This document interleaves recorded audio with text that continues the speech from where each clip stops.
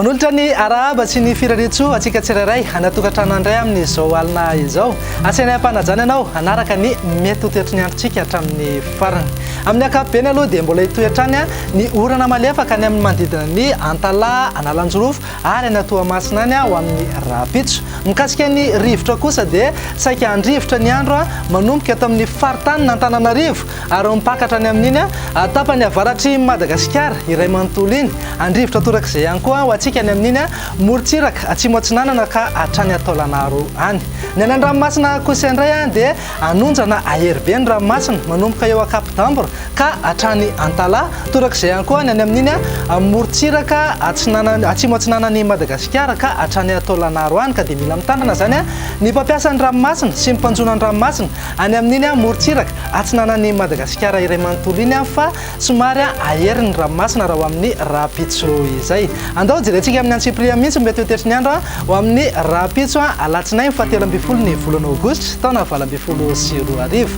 Azo orana malefaka aloha ny aty amin'ny manodidina ny Antalaha, Analanjorofo ary any Toamasina any. Raha toa kosa ka andrahoana izay mety arahana herika indraindray ho atsika any aloatra mangoro sy any faritra atsinanan'ny Madagasikara iny.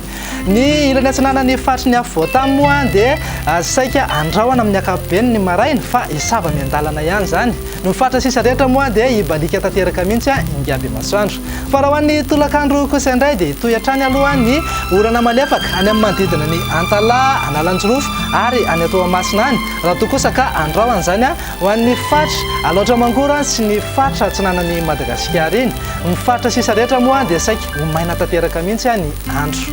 Toy izao indray ary ny maripana vao vinavina ho amin'ny Rapitso maraina 5 degré Celsius zao no any avakina karatrany raha toa kosa ka 12 degré zany ho amin'ny Fianarantsoa ary 12 degré ho atsika eto amin'ny faritra Analamanga. Ny morontsiraka moa dia eo anelanelan'ny 20 ka hatramin'ny 20 degré Celsius eo.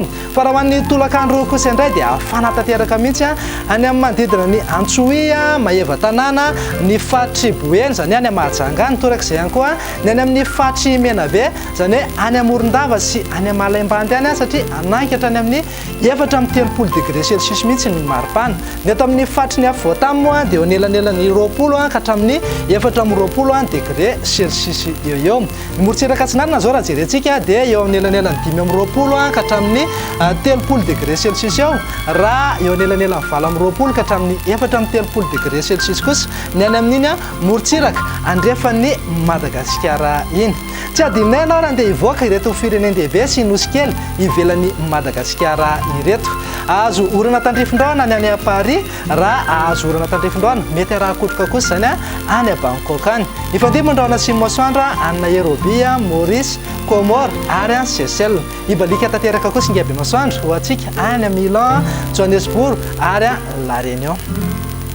Dia izay indray no azo natolotra tamin'ity alina ity tompoko lahy sy tompoko vavy fa misaotra anao nanaraka anay hatramin'ny farany. Tsy adino ihany koa no misaotra ny mpikirakira sy ny mpikarakara nampita ny sary sy ny feo tany atokantranontsika tsirairay avy tany.